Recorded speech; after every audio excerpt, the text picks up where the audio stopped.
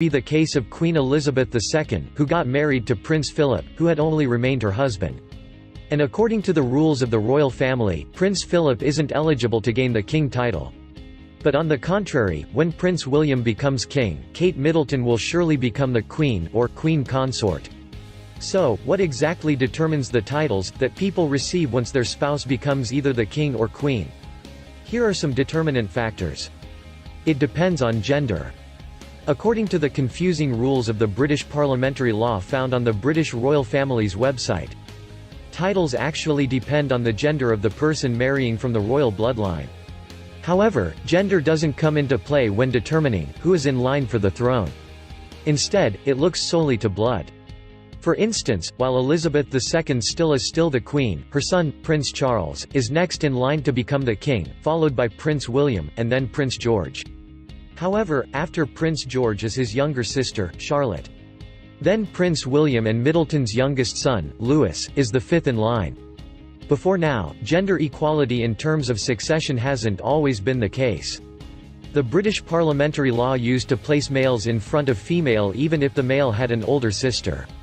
But in 2011, the then British Prime Minister, David Cameron, introduced the new legislation that changed the system.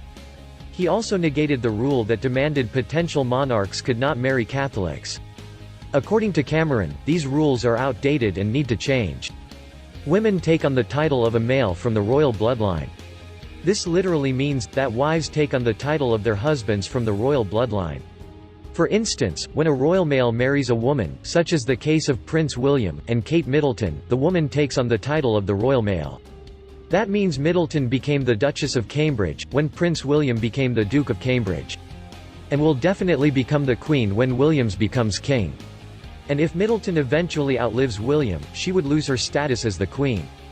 And take on a different title once their son, George, became king. In another example, when the current Queen's father, George VI, was crowned king, his wife became known as Queen Consort. She was more widely known then as Queen Elizabeth. But when Elizabeth II took the throne, her mother took a different title and was instead called Queen Mother. Men do not take on the title from a woman in the royal bloodline. This literally means that husbands do not take on the title of their wives from the royal bloodline.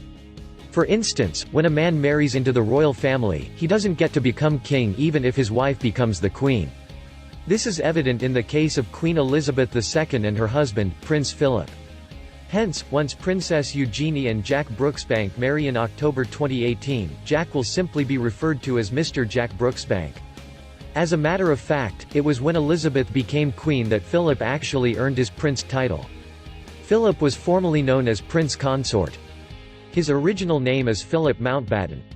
He was actually a prince to the Greek and Danish royal families. However, he gave up his rights to the thrones of his original two families, when he married into the British royal family.